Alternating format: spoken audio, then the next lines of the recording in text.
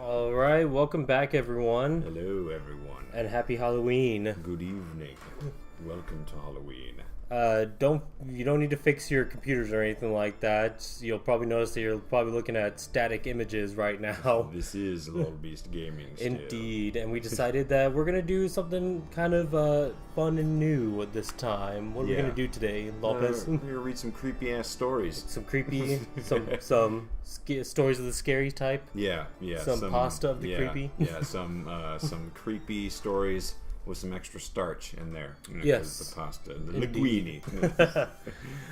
We figured, in the spirit of Halloween, we'd kind of deviate from the video game playing, and we'll kind of do this, and hopefully we chill you to the bones. Chill you to the bone. Yeah. So to those who all, I don't know if you want to let me go ahead and take the first one, because it's like. For those who don't know Creepypasta or what it is, it's basically just a creepy story you can find online, who's posted by sometimes anonymous sources, sometimes by people who are actually living, breathing people who went through some scary shit or whatever. And it can be anything from like rituals to unknown beings to murder stories to anything you can imagine. Yeah, just about anything. It's mostly fiction, but I think it's also that whole idea that it's supposed to be the idea of setting up to make it seem like it was something that actually happened. Yeah. And it's that whole, like, you can't really check up on it or not. May not have happened, could have happened, all that kind of stuff. So, I've got just a kind of what we call a micropasta. Okay. So, a little creepy thing here, just a little story to kind of see... kind of test the icy waters. All right, go ahead, start us off. All right, this one's called The Portraits. All right, there was a hunter in the woods who, after a long day hunting, was in the middle of an immense forest. It was getting dark, and having lost his bearings, he decided to head in one direction until he saw what was clear and increasing oppressive foliage. After what seemed like hours, he came across a cabin in a small clearing.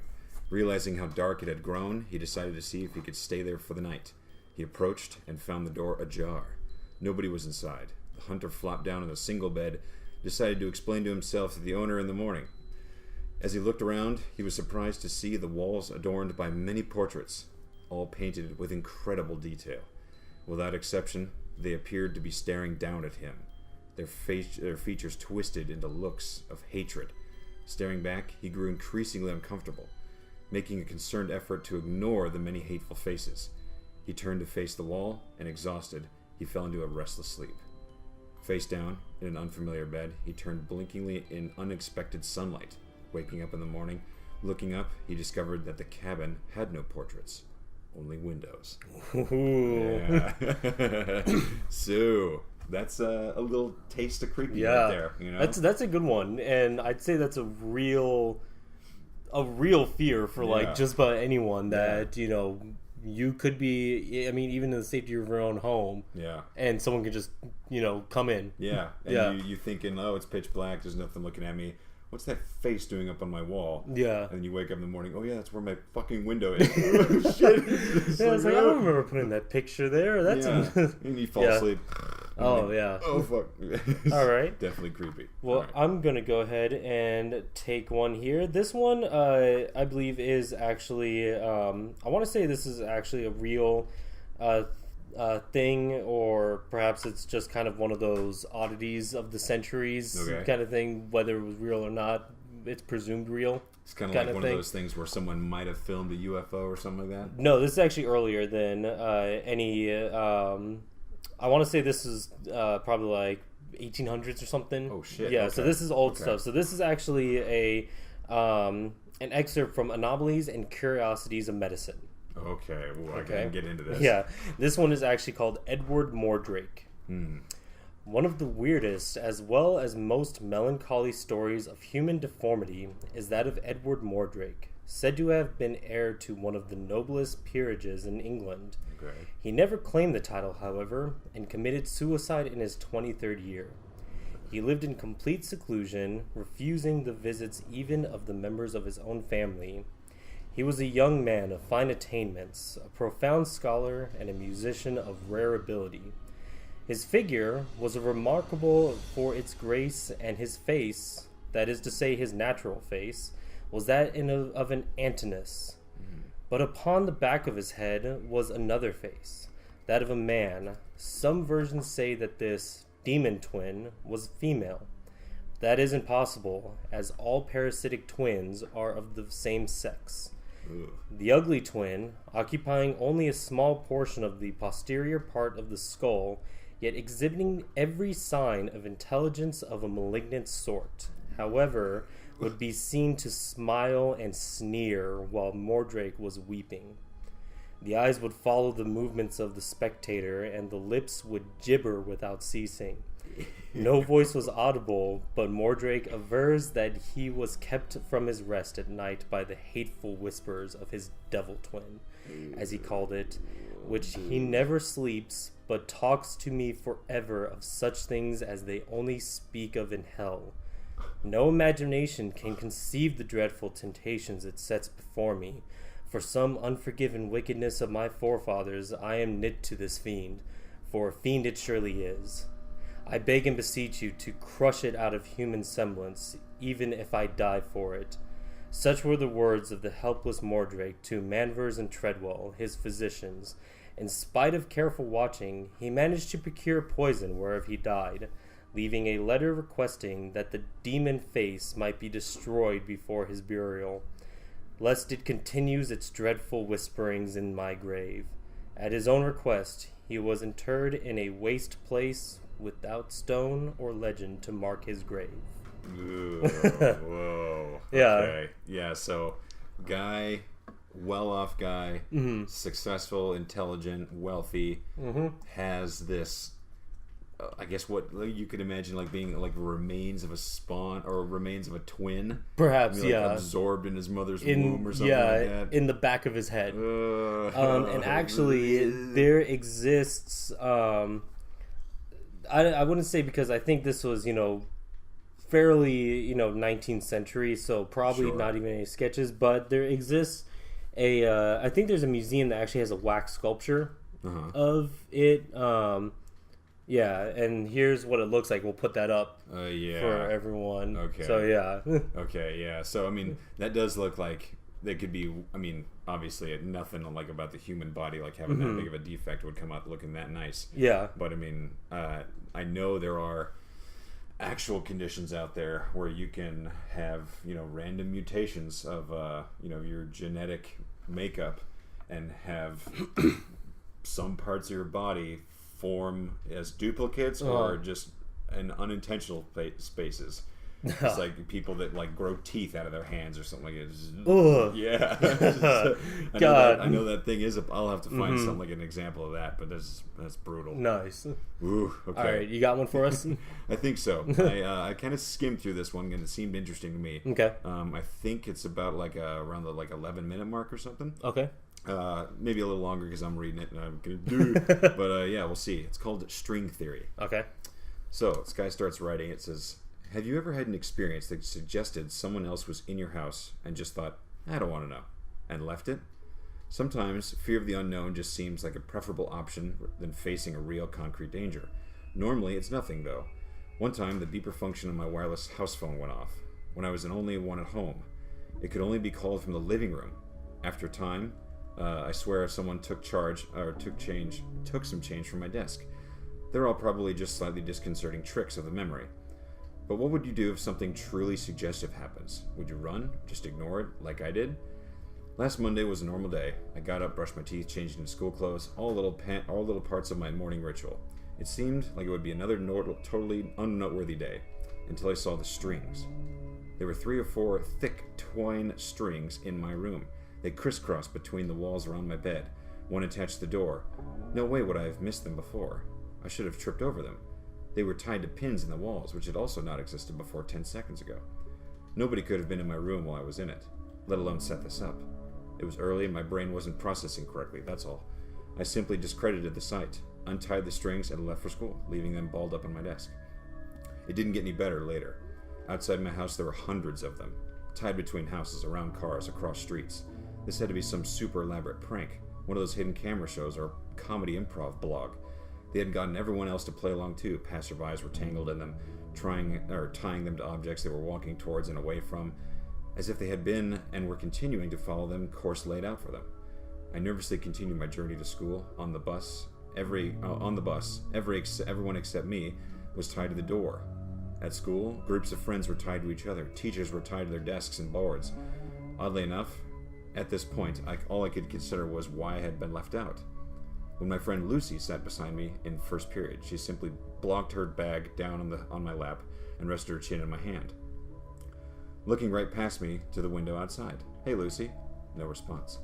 "Come on, I didn't expect you to be on this too." She sighed and started taking books from her bag. All the books were tied to her hands. I grinned and yanked one of the strings off the book. She didn't seem to notice, instead simply disregarding the book completely, letting it drop to the floor without a moment's hesitation. I leaned down, picking up her book and placing it at the back of her desk. She took no notice. "Well, if that's how we're gonna play it," I smiled, trying to look playful, but really just trying to hide my nervousness. I bundled all the strings together, attached to her together with my one hand, then pulled them all free. She blinked, turning to stare at me. "Holy crap, Martin, you're like a ninja or something." "I've been sitting here maybe 10 minutes. I smiled, relieved that my friend had finally noticed me. "Where did all these strings come from?" she gasped, seemingly noticing them for the first time. "I assumed you were all fucking with me." She stood up, backing into a corner. No one else in the class noticed. "They weren't here just a minute ago. Did you see them too?" Her tone made it clear she was genuinely scared. "No, didn't you?" I was interrupted by my teacher slamming the door behind her. Everyone except me and Lucy murmured a good morning, and still no one seemed to pay either of us any notice. "Hey, people have been ignoring me all day," I said to Lucy, before turning out to our teacher. "Hey, dumb bitch, you can't teach for shit." No reaction. "I'm getting away with all this shit." Lucy pulled a few strings aside and left the class. I followed, a surprise, no one else noticed. We wandered the corridors, leaving and entering classes as we saw fit. Whenever we untied a chair or book from someone else, it was like it suddenly didn't matter to them. It didn't exist. I showed her the street outside.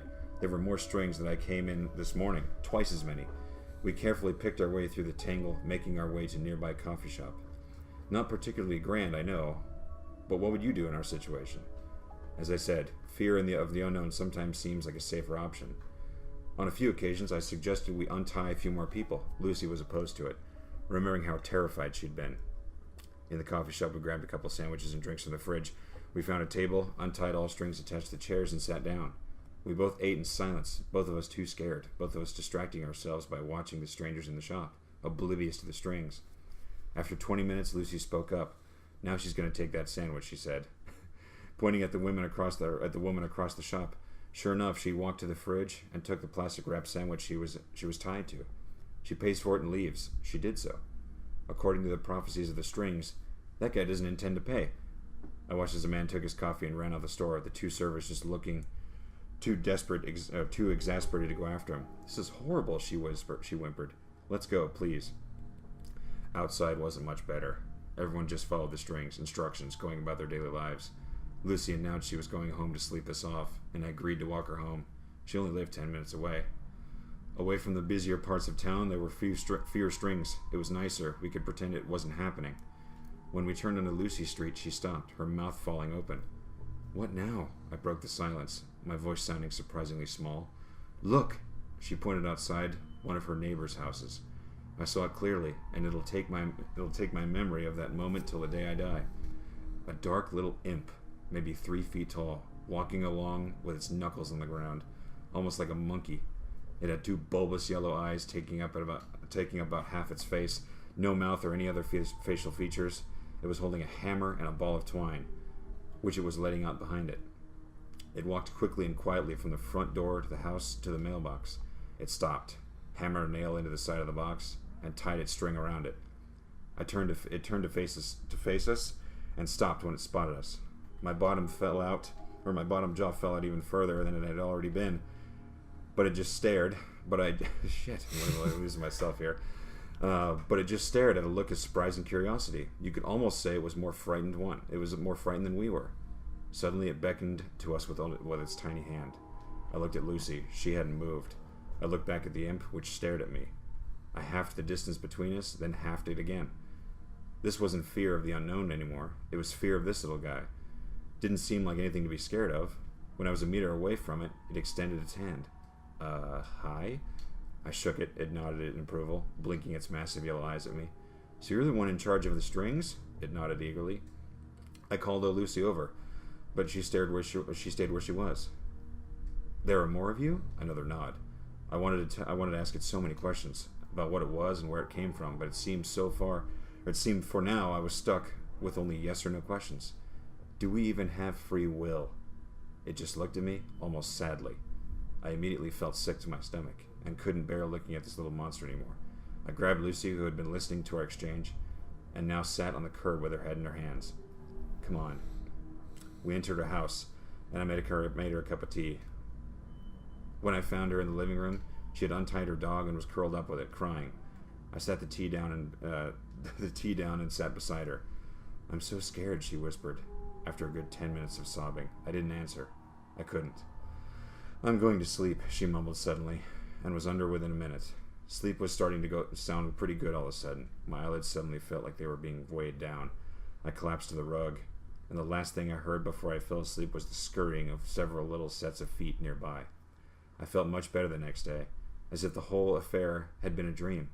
I probably have believed that I probably would have believed it hadn't happened had it not been for Lucy awake that morning, wondering what I was doing sleeping over without permission or something. Over breakfast, Lucy asked me why I looked so pale and nervous. I turned to her and smiled, mumbling something to her about feeling sick. But the truth was, I was scared because I couldn't see any strings. I was wondering whether my actions were truly my own. Oh, that's a good one. Good one? Yeah, that was a good one. Do Yeah. you have who wrote that one? Is that one anonymous? I think so, yeah. It was credited to, the person that wrote it had a friend. I think this friend was Lucy and kind of went through it with them, maybe. But it just says credited to Tesla. Interesting. Yeah. All right. Well, whoever this author is, that was well done. That's a good one. Right? That's a really good one. It's like maybe one morning you'll wake up and see the strings of your life and where they're pulling you. I really enjoy that. That's actually a big thing when it comes to like horror stories that I personally really enjoy is that whole like one of my favorite horror authors is H.P. Lovecraft, and that's something that he really does a lot is the whole there's no resolution really. It's just either they succumb to madness or it's was there ever anything that actually happened? Kind of thing, or takes something we perceive to be true. Yeah. And says, "Oh, this is what causes this," or "This is the this is what's behind it all." Yeah. Man. So, I mean, sometimes it sucks to think about, but like sometimes it's a lot of fun when you have like a horror movie or a scary tale that ends with the apparent evil kind of coming out on top in some way. Yeah. Let's see. So I've got one here. Yeah. This is one that I've actually read a few times, and it's actually one of my favorites. Okay. And this one, I'm getting off of Reddit. No Sleep. I'm not exactly sure if this is I'm not exactly sure if this is the original author. But this one was posted by user blue_title. Okay. So if you are the original author, then well done. So This one's called The Smiling Man. Ooh. Now this is quite a popular one, I think. I think so. I'm pretty sure. Yeah, I'm pretty sure a lot of people have read this. I think this is kind of one of the classic creepypasta stories. So yeah, you've probably heard this before. If so, then here it is again. All right. The Smiling Man. About 5 years ago, I lived downtown in a major city in the U.S. I've always been a night person, so I would often find myself bored after my roommate, who was decidedly not a night person, went to sleep. Great. To pass the time, I used to go for long walks and spend the time thinking. I spent 4 years like that, walking alone at night, and never once had a reason to feel afraid. I always used to joke with my roommate that even the drug dealers were nice in this city. But all that changed just a few minutes of one evening. Or in just a few minutes one evening. Yeah. It was a Wednesday, somewhere between 1 and 2 in the morning, and I was walking near a police-patrolled park quite a ways from my apartment. It was a quiet night, even for a weeknight, with very little traffic and almost no one on foot. The park, as it was most nights, was completely empty. Okay. Turned down a short side street in order to loop back to my apartment when I first noticed him. At the far end of the street on my side was the silhouette of a man dancing. It was a strange dance similar to a waltz, but he finished each box with an odd forward stride. I guess you could say he was dance walking, headed straight for me. Okay. Deciding he was probably drunk, I stepped as close as I could to the road and to give him a majority of the sidewalk to pass me by. The closer he got, the more I realized how gracefully he was moving. He was very tall and lanky and wearing an old suit. He danced closer still until I could make out his face. His eyes were open wide and wild, head tilted back slightly, looking off at the sky. His mouth was formed in a painfully wide cartoon of a smile. Between the eyes and the smile, I decided to cross the street before he danced any closer. I took my eyes off him to cross the empty street. As I reached the other side, I glanced back and then stopped, dead in my tracks. He had stopped dancing and was standing with one foot in the street, perfectly parallel to me. He was facing me but still looking skyward, smile still wide on his lips.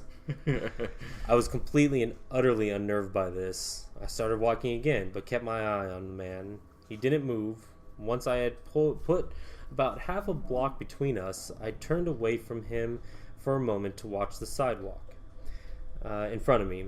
The street and sidewalk ahead of me were completely empty. Still unnerved, I looked back to where he had been standing to find him gone. For the briefest of moments, I felt relieved until I noticed him. He had crossed the street and was now slightly crouched down.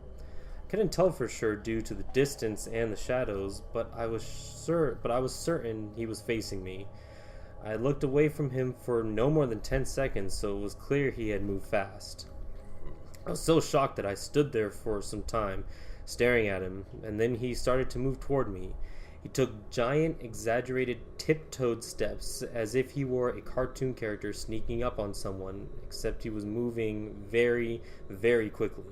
I like to say at this point, I ran away or pulled out my pepper spray on my cell phone or anything at all, but I didn't. I just stood there, completely frozen as the smiling man crept towards me.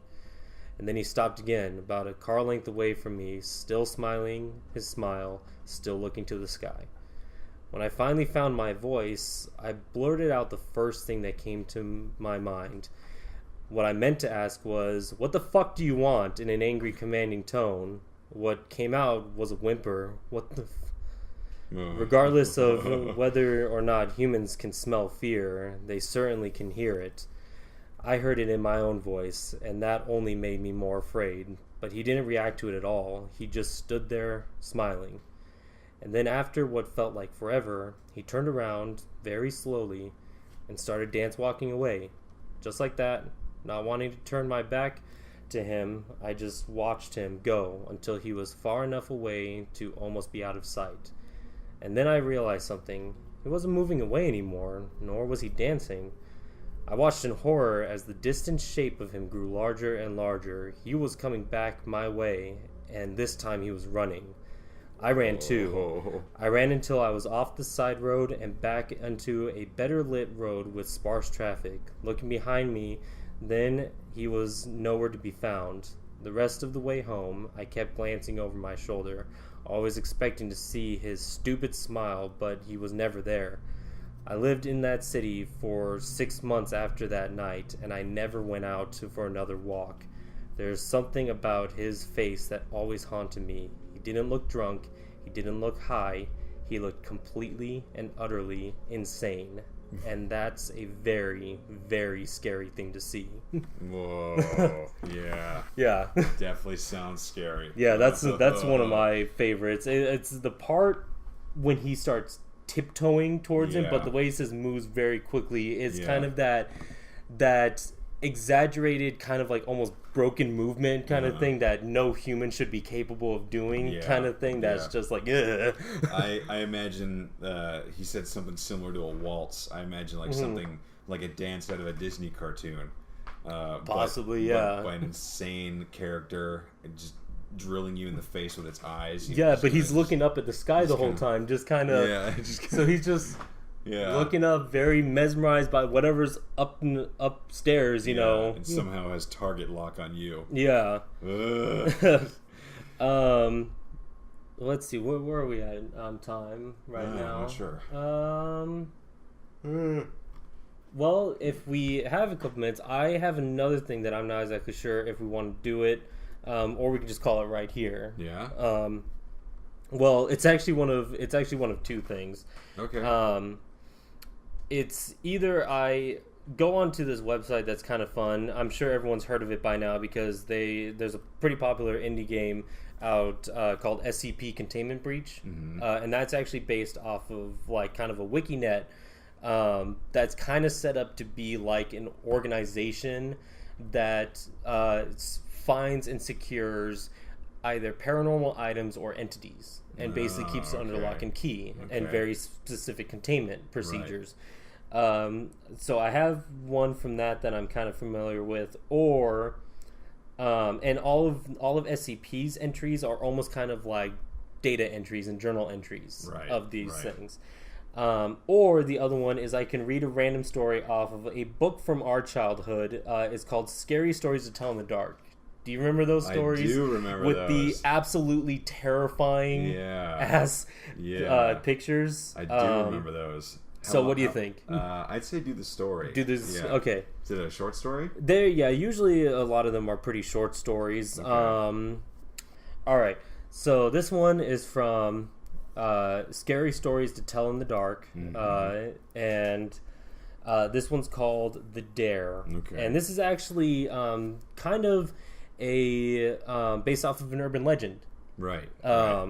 And yeah, and if anyone doesn't know urban legends, those are basically kind of like, I guess you could say like old wives' tales kind of thing, where it's, you know, or it's perhaps it was something that was of practice at a time but probably isn't anymore, but people still have the idea of like this is something that happens, you know. Or maybe even something as simple as a story as like you know, wives or mothers would tell their children to keep them out of trouble or something. Yeah, that kind of thing. Kind of legend stuff. Like, you know, one of the, like, probably one of the most known urban legends is the whole, like, if you're driving on a country road and you see someone passing you with their lights off, never flash your lights at them to turn it on, kind of thing. That whole kind of thing. So this one is called The Dare.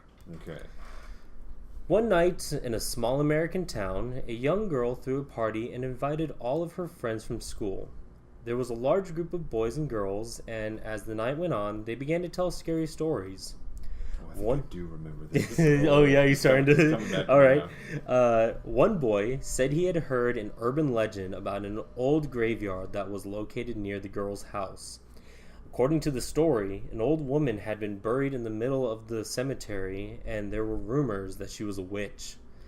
They said that if someone stood on her grave at midnight, she would grab them and drag them down to hell. I would never go near that graveyard after dark, another boy said. You're all a bunch of morons, laughed the girl who owned the house. It's just a silly superstition. I can't believe you take it seriously.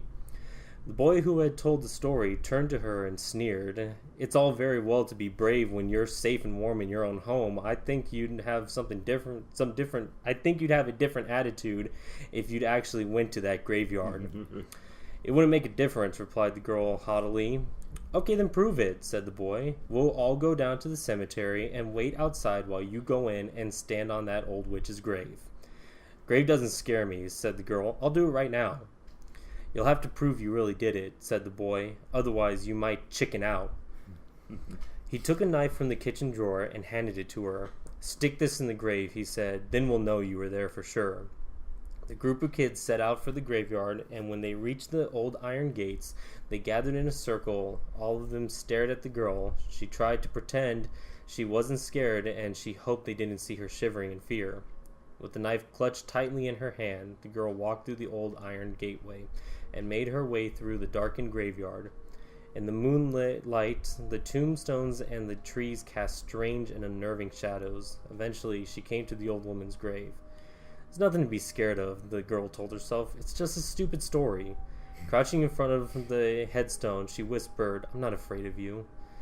Then she raised the knife above her head and thrust it into the earth. Take that, you old witch, she chuckled. The girl was about to turn and leave when she felt something holding her back. She couldn't move. Something was tugging on the hem of her dress and dragging her down. She was filled with terror and flew into panic. Help! She cried. She's got me! She's got me! When she didn't come back, her friends began to get worried. After a while, they cautiously entered the graveyard to look for her. They found her sprawled across the old woman's grave. She was dead and her face was frozen in a silent scream.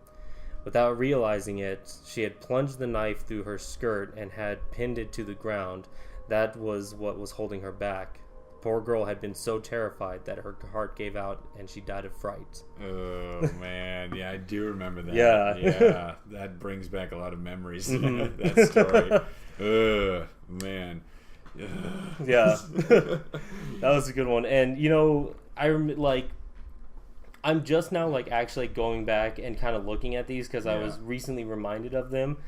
And it's funny because when I was growing up, I never read the stories. I had all three of the books, or my sister actually had them. And I never read a single story in those books because, I'm sure that, let's put up some of the pictures of the artwork. Yeah. It terrified the ever-loving fuck out of me. Course, I would open up a random page and I'd just be like, nope. Nope. My nope. Yeah, every single time I'd be like, oh yeah, let's read a story.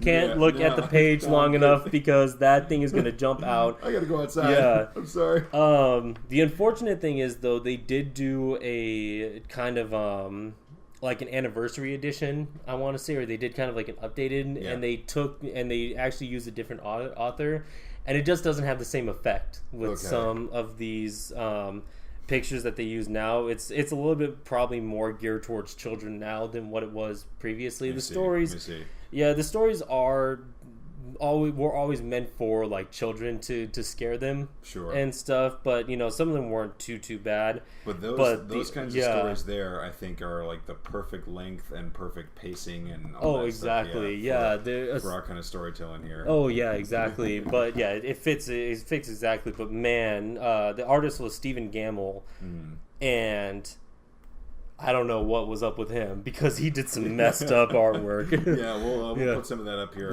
while we're listening to this. But goddamn, yeah.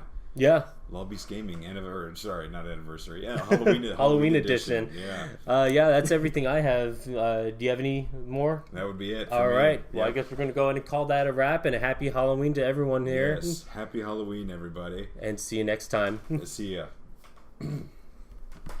Oh man, creepy AF.